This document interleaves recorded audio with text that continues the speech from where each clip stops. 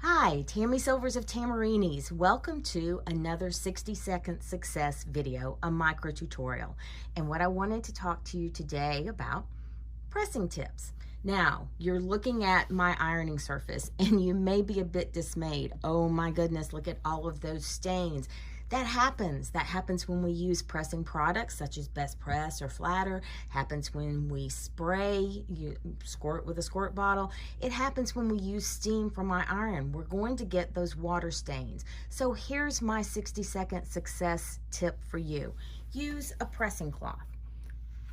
Now, pressing cloth sounds very fancy, but basically, I'm using just a square of muslin. And when you look at that muslin, you may think, oh my goodness, it's stained, but it's not. I've washed it, and I wash my pressing cloths every time I start a new project.